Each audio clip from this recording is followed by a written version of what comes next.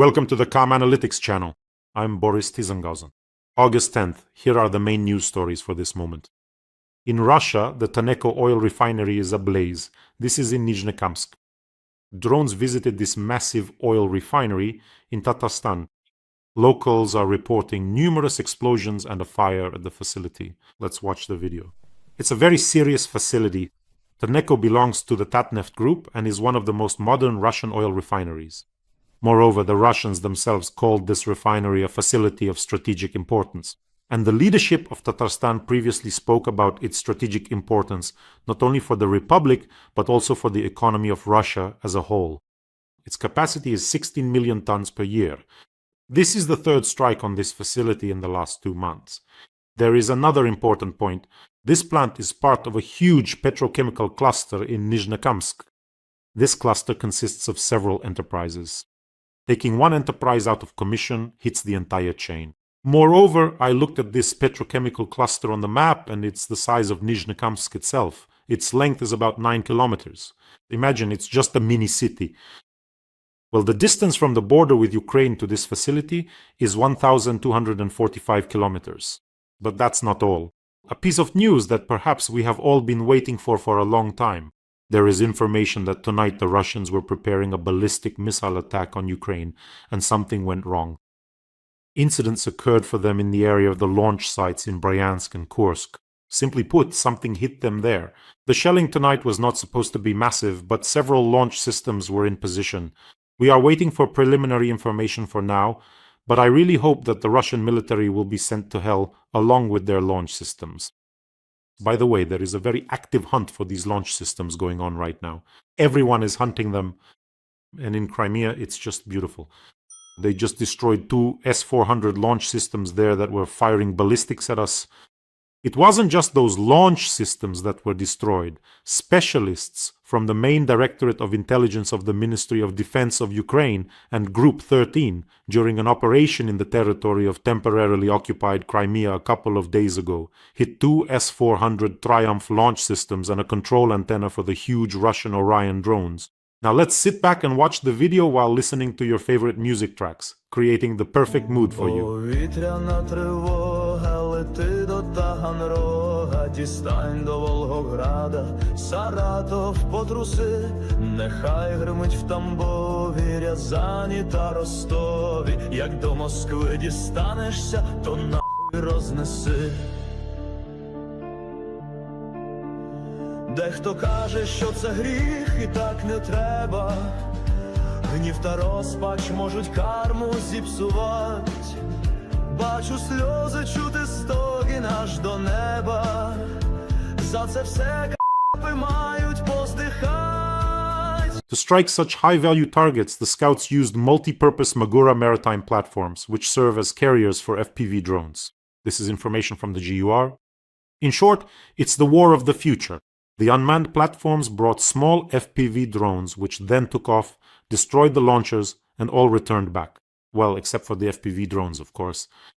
And let's continue with Crimea, of course, our news segment about Crimea from the Crimean partisans, and some very interesting events are happening there. I'll tell you about them now. But in the meantime, friends, don't forget to subscribe to this channel. It's important for the channel's growth. You can subscribe right now without delay. We are fighting against Putin's propaganda, but together we can do it much more effectively. So make sure to subscribe. And of course, as soon as you subscribe to this channel, your hair will become soft and silky, so subscribe. In Crimea, the beach season has died completely, the Crimean partisans report to us. The complete absence of a normal beach season has produced an unexpected result. Russian tourists, who usually boosted attendance figures, are practically not going to Crimea. That's it, the season has completely collapsed. Some of the beaches in western and northwestern Crimea are simply closed to visitors. And the Crimeans themselves have started going to the seaside much less often. They don't have the mood for it. Many of them lack not only the mood, but also the gasoline to get to the beach. By the way, I remember in Crimea, it was absolutely normal, even at an older age. Not when we were little kids and spent whole days at the beach, but at an older age, it was absolutely normal not to make it to the sea even once all summer. For the locals, it was just like you were busy with your own things somewhere, some were older, some had discos or something else. There was even a joke, like, hey guys, is the water warm at the beach? Oh, we're locals, we wouldn't know. But in general, the consequences for Crimea will be much worse. Crimea was always fed by the season. That's how it has always been. And now, who is going to feed Crimea? I mean, in terms of the mood among the Vata pro-Russian supporters and the newcomers, at first there were illusions that everything would end quickly. Oh, well, these drones are striking there and so on. At first they were saying that the difficulties only make them stronger. We'll sit without power for a couple of days. It's no big deal. Without gas, everything will be sorted out soon. And now even the local authorities have just shut their traps. Where have they disappeared to? Konstantinov. Where has Aksionov disappeared to? They are silent. They promised to solve the fuel and electricity issues in a couple of weeks. Well, you see, the local Vata pro-Russian supporters there have become despondent now. They aren't playing music anymore. There's no electricity, no gas, no groceries, and no mood either. I think many have noticed that those brave Russian tourists have also disappeared from social media somewhere. The ones who were saying, yes, we're going to Crimea anyway. Yes, we're on our way. Yes, everything is wonderful here. Where did they all go? They were writing that everything was fine. We'll overcome it now. How they were driving to Crimea, filming videos. Where did they vanish to? The conclusion is simple. The very model of this everyday Crimean economy, which for decades was tied to the summer season, has now broken down in Crimea. The most unpleasant thing for the Russian authorities here is not even the economy, but the psychological breaking point of those who are in Crimea. In the first years of the war, Russian propaganda presented the local population with this narrative. Yes, there are some inconveniences, but life goes on, restaurants are open. We'll even build you a road on the southern coast of Crimea right now. The beaches are full, Russians are coming, tourists are pushing through the Crimean bridge, filming videos from Yalta, from Alushta. In other words, it means there isn't really any war going on at all. That was the picture they painted. The resort season in Crimea itself was an element of demonstrating normalcy on the part of the Russian authorities. Look, everything is fine. But now, the longer Russia tries to hold on to Crimea through war, the more expensive it becomes for them to maintain Crimea itself, and the more discontent there is on the peninsula. I have a few hopeless acquaintances left in Crimea, I don't know if they're still there or not, who were happy about the annexation. One of them, for as long as I can remember, has practically never worked a day in his life. In the summer, he would rent out the apartment he inherited from his grandmother to vacationers, while he lived in a trailer at his dacha out on Fjoland. Then he lived off the money from renting out the apartment for the rest of the year. Not bad money, let's put it that way. He aggressively supported Putin, but could never explain the reasons for this unhealthy love for the Botox-filled old man. As a rule, the explanation boiled down to the idea that Russia is great in some way, Russia is powerful, and if necessary, Russia will break everyone. He'd say, look at the nuclear submarines. Everyone is afraid of Russia. And these damn Yanks are just clucking and barking. I mean, that's roughly how the conversation would go. I think that this season, that very former acquaintance of mine, the Putin-ass kisser, is going to be grieving heavily. There are no vacationers, and there's no one to rent the apartment to. He'll probably even have to go get a job now. See how Ukraine even gets lazy and backward-ass kissers like him to work. Go to work, you loser, and dig up your Ukrainian passport. You'll need it soon. Recently, Putin was reported that this Novorossiya highway, or commonly known as the Road of Death to Crimea, is no longer quite a road of death, and that everything there is under the Russians' control. You can drive, everything is great. Let's take a look at a very atmospheric video from this highway.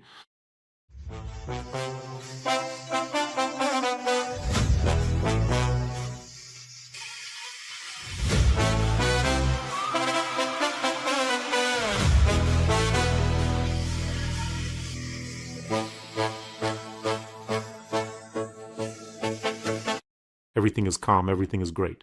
Why aren't you driving on the road of death, huh? Listen, why doesn't Putin drive along this highway himself? Remember how he drove some truck across the Crimean bridge? Or how he likes to get behind the wheel of some Russian car? So let him drive along this highway, huh? Why not? Does he not trust his generals who are reporting to him that everything there is under control? He could get into some Niva, right, and drive along this road. What's the problem, Putin? These stolen territories will become a bone in his throat. Well, Ukraine is performing an incredible feat, standing up to the huge Russian army and even winning back its own territories. In every episode, we have an important fundraiser for the Defense Forces of Ukraine. Today, together with the patronage service of the 3rd Assault Brigade, we are continuing an important fundraiser for the treatment and rehabilitation of severely wounded soldiers with neurotrauma. Please watch this video. Мій позивний Рута, і я медичний куратор патронатної служби Янголи Трійки. Ми збираємо кошти на лікування та реабілітацію важко поранених бійців з нейротравмами. Ціль – 1 мільйон гривень. Ці хлопці вже віддали своє здоров'я, захищаючи нас. Зараз вони щодня борються за те, щоб знову ходити, говорити і жити. І кожна гривня – це реальний шанс повернути їм життя. Долучайтеся до збору.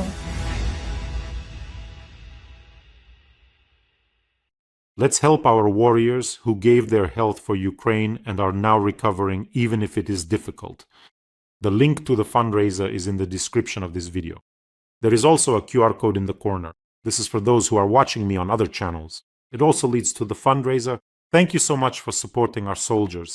Ukraine is defending itself, striking Russian oil refineries, hitting military targets, destroying launch systems, and delivering blows to the Russian military economy. Meanwhile, the Russian Federation bombed a humanitarian aid warehouse in Dnipro. Russian FPV drone operators conduct real safaris on civilian frontline towns every day. They strike residential neighborhoods with guided aerial bombs, KBs. Grim statistics.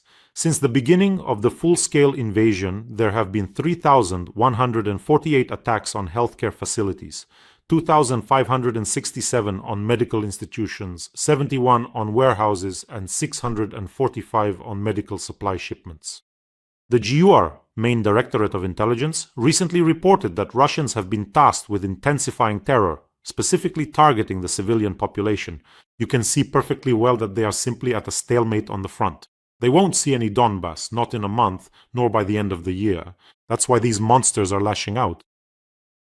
You know what else is interesting? Yesterday there was news that Ukraine is buying a rather impressive package of weapons from Turkey, including ballistic attack EMS.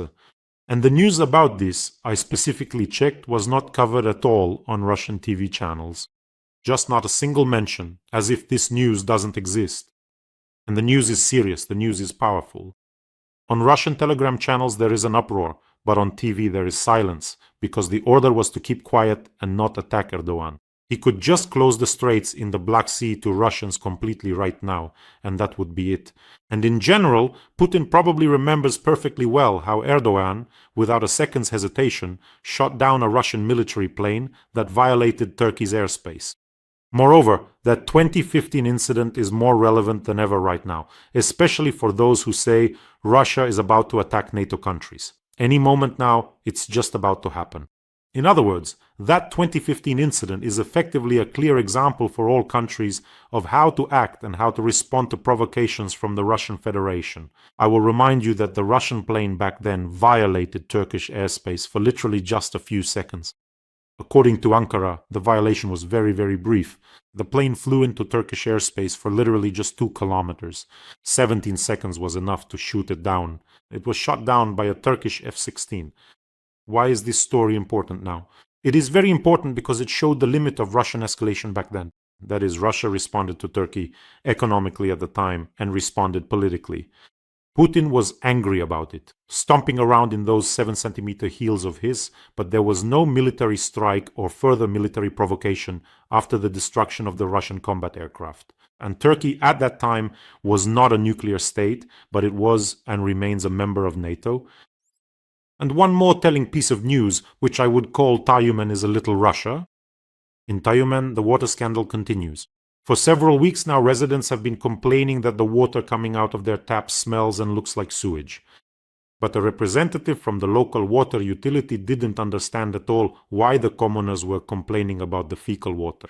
She threatened them with a complete water shutoff. Irina Aidanova, a representative of Rosvodokanal Tyumen, the very embodiment of a Russian official, instead of apologizing to the residents, said, "Just think for a minute about what would happen if the water utility decided to stop supplying you with water altogether. 40% of you would be left without water. Can you imagine what kind of hell your life could turn into?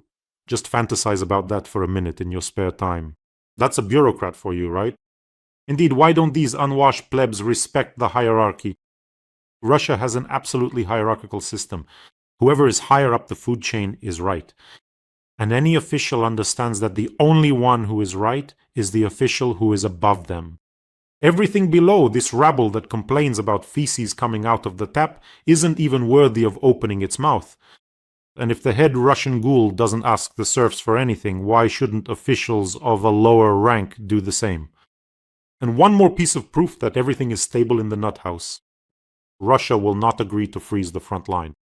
This was stated by the Deputy Foreign Minister of the Russian Federation, Galuzin.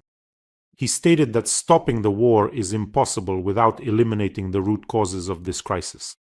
I'm so sick of you and your root cause. There it is, sitting in the Kremlin, shitting in suitcases there. So go ahead and eliminate it. Who is stopping you? Russia, according to Galuzin, will adhere to the conditions of anchorage. What conditions? They are summoning that spirit of anchorage again. Show me at least one document, I don't know, at least one video, at least one recording where anyone at all talks about the points or conditions of anchorage. Even Trump said he doesn't know anything about any anchorage conditions. The fact that the senile old man mumbled something to himself in Anchorage, that is what they call the anchorage conditions. At the same time, Galuzin accused the US of contradictory actions regarding Ukraine. I quote, "The continued supply of American weapons to the Kyiv regime, the provision of intelligence and other assistance speak for themselves, which does not align with a desire for peace."